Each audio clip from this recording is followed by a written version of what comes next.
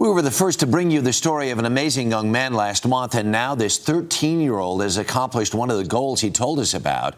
Jordan Romero set out to climb the highest peaks on all 7 continents. He decided to do that when he was 9 years old. Over the weekend, he achieved his dream of becoming the youngest person to reach the top of Mount Everest, the world's tallest mountain. Jordan joins us for his first interview since breaking that record from Everest base camp at some 21,000 feet. Jordan, congratulations. First things first, was it harder or easier than you thought it would be? Man, it was definitely harder than I thought it would be. I mean, I knew it was going to be a hard mountain. It's Mount Everest, but it was a lot of complications going on. You know, everything freezes up. It's cold up here, and man, oxygen masks on. It's tough.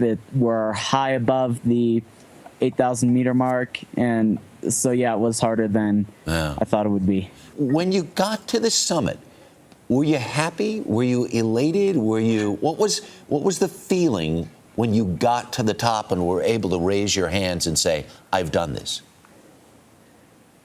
It was a feeling like no other. You know, we had the best team coming up, and we just the whole trip, me and my other teammates had rehearsed this whole summit push in our head.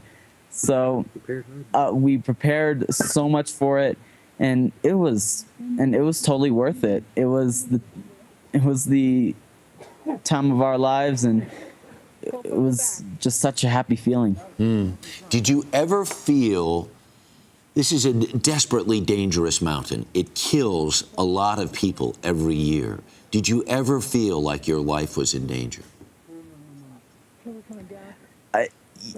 Well, on our way up to the summit, yes, our lives might have been in danger, but you know what? We're being as careful as possible. We're being prepared, and we're staying safe, and we're climbing for the right reason. We're making the right choices, and that's what it's all about. We're climbers. I know when you got to the summit, among the people you called was your mom. What was your mother's reaction when you called her from the top of the world? Once I said, "Mom, it's your son calling from the top of the world," she was just going crazy on the other line. You know, her and her workmates were just tracking me down, doing a countdown, going from, oh, he's 800 feet from the top, 700, 600.